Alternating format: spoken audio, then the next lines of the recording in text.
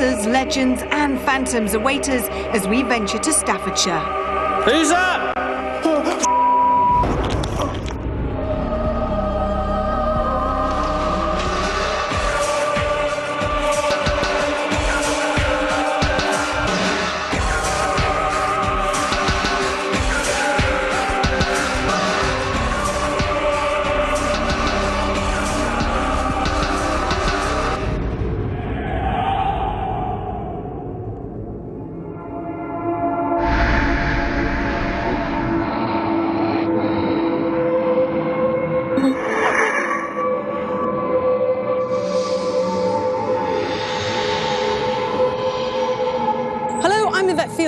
This week, my team will endeavour to peel back the fun facade of Britain's #1 tourist attraction to see if there's a darker side to this famous place.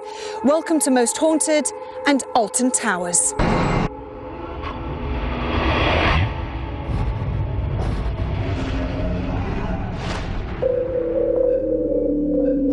The fortress of Colred, the young king of Mercia, originally occupied this site. He only ruled for 7 short years until insanity overtook him, and many believed that he and the ground on which the fortress stood had been cursed.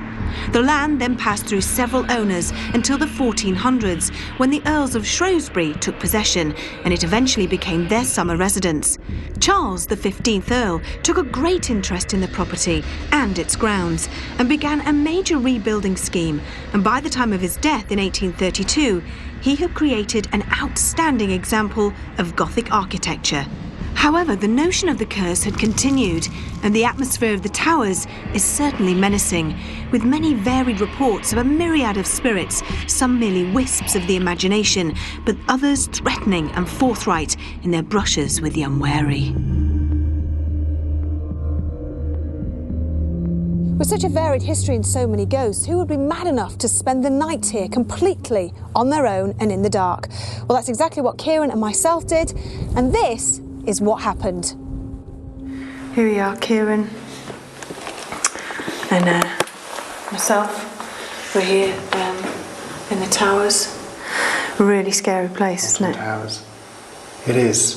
Yeah. Yeah. But it's just a derelict place. If there's anybody here in this room, please can you make a noise?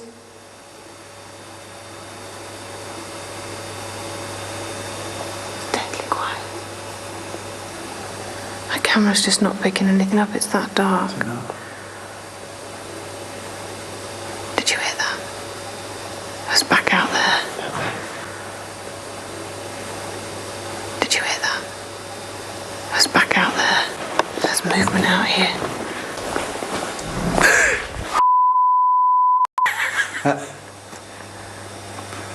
That was a door. I can't describe it any other way. That was loud. That was really loud. And that was upstairs.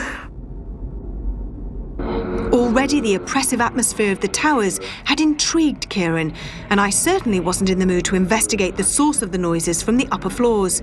So Kieran, being a gentleman, decided that discretion was the better part of valour, and that we would have safety in numbers the following night when we returned. On a dark, windy night in 1821, the Earl of Shrewsbury was returning to his palatial home, Alton Towers, when suddenly a haggard old woman appeared in the road. The coach abruptly stopped, narrowly missing her. The Earl demanded to know why she was there, whereupon the old woman fell to her knees begging the angry Earl for money. The Earl, outraged by having his journey prolonged, abruptly pushed her aside, whereupon the disgruntled old woman placed a curse on him. She said, "For every branch on the old oak tree that falls to the ground, a member of your family shall die."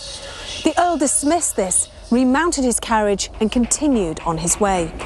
But later that night, a violent storm raged across the Earl's land, and a single branch from the old oak tree broke and fell. Later that very same night, a member of the Earl's family suddenly and mysteriously died.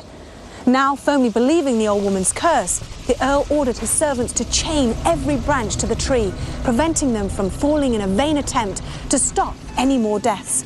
To this day, the oak remains chained up.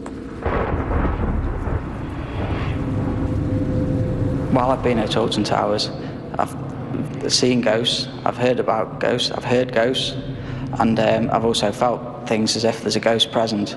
It's surprising, people think when they come to Alton Towers it's just for the rides and see the gardens, but really, if you come at night, it's a different experience.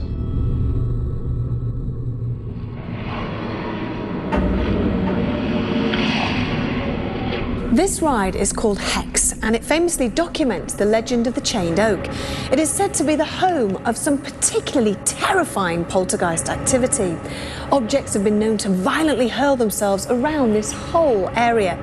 And many people queuing for the ride reported seeing ghostly children playing and being attacked by stones thrown from an unseen force.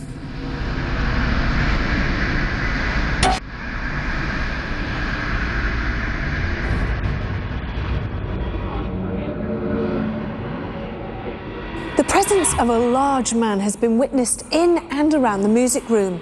His footsteps have been heard thundering along these corridors. More heavy footsteps have been heard in the banqueting hall, but these are accompanied by a dark phantom. Poltergeist activity has also been reported many times throughout the whole of the building.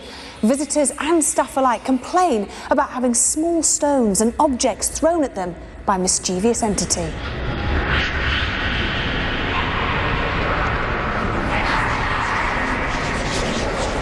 The most recent incident was last Saturday.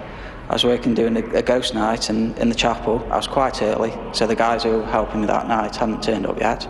Lights hadn't come on yet because they take a few minutes to warm up. I was lighting the candles, waiting for them, and I heard footsteps. I carried on working, just looking back, seeing if there was anything there. There was nothing. Did a few more candles and I heard the steps again. As I walked out to the chapel, I turned to the left, and there's an archway. At the top of the archway, there's a shadow, but I don't know what it was. A lady in a long black dress has been seen many times wandering the corridors of the towers. Some have witnessed the smell of strong perfume. This phantom is so vivid that one employee even approached her, believing that she was a guest, and asked her to leave, whereupon she slowly faded away. With our previous night's experience in my mind, I asked Kieran O'Keefe his thoughts on our coming investigation. Well, here we are, Kieran. I am so excited. This for us is a first, to actually come to Alton Towers, have the whole run of the place, spend the night. But it's really eerie, seeing all the rides just in the dark, and there's no screaming, there's no crowds, there's nothing. It's just us. It is. We're so privileged to be allowed to be here and, like you say, have the free reign of the place. But there's such a contrast between the building where we're standing now, the actual towers, and the rest of the tourist attraction. It's really just that contrast for me is quite eerie in itself. Now, there's a lot of stories here. There's an awful lot of activity that has been reported by people that come to go on the rides. They've been pelted with stones while they've been queuing to go on this particular ride, which is called Hex. What do you think to that? Well, I think it's very strange. Initially, when we were coming here, I thought we're going to be dealing with phenomena that's associated with the history of the place, what was here before. But you're right, they've actually built a ride into an old castle, in essence. So even though in the past poltergeist activity was reported, we've still got remnants of it with the modern day public coming to the rides. And I find that fantastic, because I would hope that when people come here for the rides, they're not aware of the haunted part of it. The number of people that I've said to them, I'm coming to Alton Towers to investigate a haunting, they say, well, it's not haunted, is it? And that, for me, I find fascinating. The other thing about this location is the immense level of suggestion that we're dealing with. You're in a tourist attraction, so the rides we can just ignore. But because of that contrast, when you look at the towers from the outside, it's your archetypal spooky castle. And that, combined with the fact that part of the building has been converted into Hex, a ride where they put up various decorations to try and evoke the atmosphere of somewhere spooky, all of this is going to play with suggestion. It's going to play with the minds of the team this evening. The time had come for David Wells to begin his initial contemplation of the ambience of the intimidating Alton Towers. Are we in any danger in this building? I just need to tell whoever this is that I'm not a witch, because he's screaming at me, witch, witch, witch. There's a kind of that, just eyes. That's quite aggressive when they just show their eyes.